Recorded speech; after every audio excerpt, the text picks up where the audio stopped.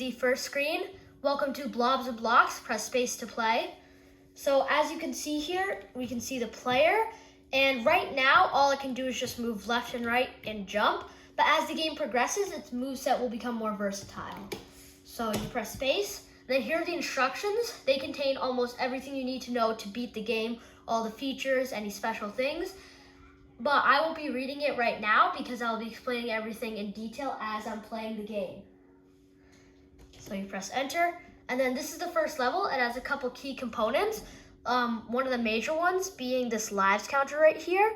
You get 3 lives per level, and if you touch an enemy, then you will lose a life. And if you lose all 3 lives, then it will send you to an end screen where you have to restart the entire game.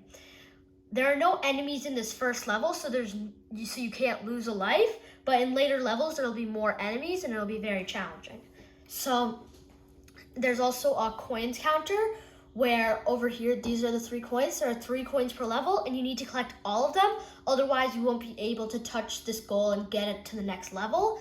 So you need to collect all of them to progress through the game.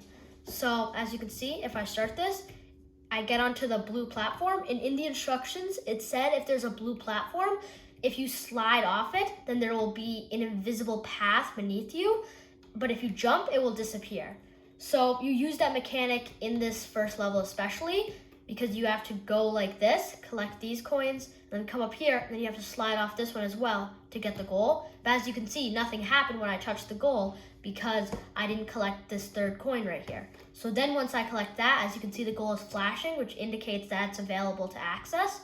So you move over here, you touch it, and then it gives you the level up screen. So now this is level 2. It introduces enemies and jump pad. So what happens is this enemy here, this little black thing, it'll make it so that you lose one of your lives and you get restart back in the beginning. So let's say you keep on accidentally touching it. Now you die and it will take you to this end screen. And there's no way to get back to what you were progressing from this. So you'd have to restart the entire thing. But I'm just gonna quickly boot up the 2nd level again. And so then, let's say you avoid the enemies now and you hit this jump pad. This jump pad will just make you jump higher, allowing you to reach higher surfaces. And so you get this last coin here, and now the goal is flashing. So you dodge this, and you get on the jump pad and use it to reach the goal. So level 3 introduces moving things. So as you can see, this enemy is now moving, making it much harder to dodge, but the jump pad is also moving.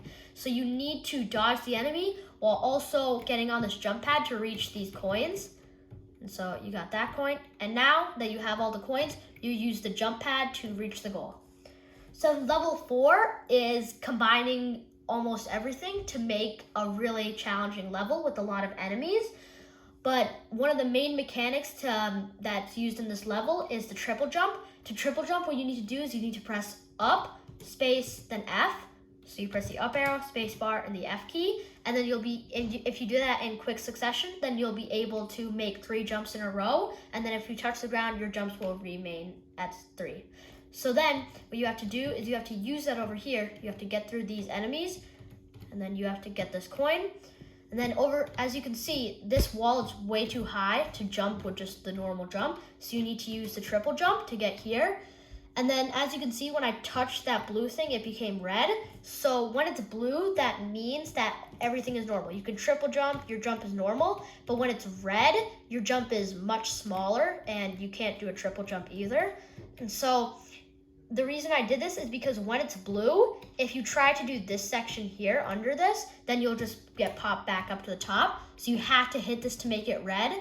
So you go over these spikes, get this coin, and do that all while your jump is small so that you don't go up to the top. And then you touch the goal, and then you get the win screen, and that's the end of the demo. So now I will be showing the code for all the levels. This was all made in VS Code to reduce lag and make the game run as smoothly as possible. So in the title screen, I start by importing all the modules like Pygame and Sys, and then I put some constants like the width and height. I put the variables for the player and the ground. And then over here, this is where I handle player movement by just adding or subtracting from the player's X position. And then here is where I do collisions with the ground. And then over here is where I print all the text to the screen.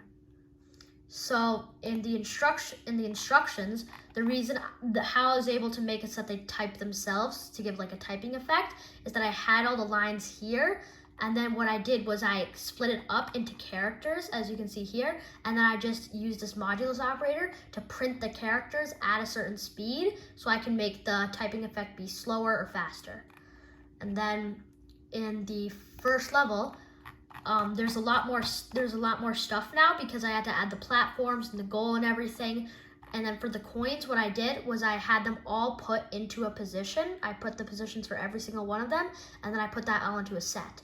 So then here, what I did was for the platform collisions, the reason that you're able to move off it and there'll be an invisible platform is because it doesn't consider the player's X position, which means that if you go off it, it'll still think that you're on the platform, but the second you jump and your Y position changes, it'll know that you aren't on the platform.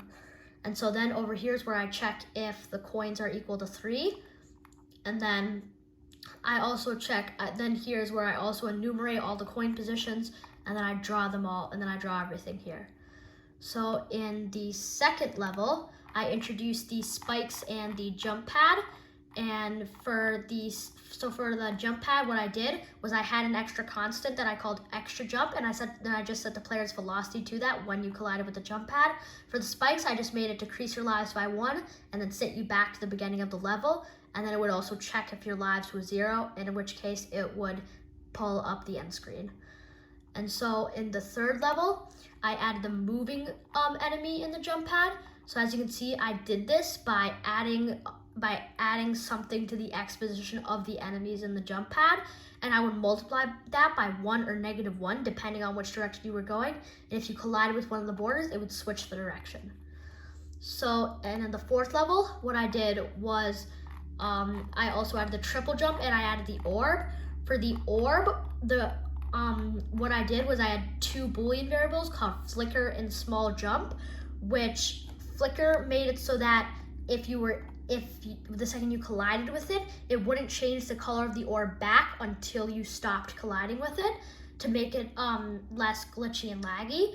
And then small jump was just registering whether you could do a small jump or a big jump. So for the triple jump, I had a variable called jumps remaining, where it was set to 3 in the beginning, and if you press the up arrow, it would decrease it by 1, press the space bar, decrease it by 1 again. If you press F, it would decrease it by 1 again, but when you touch the ground, it would set the variable back to 3 again. So that's how I did the triple jump.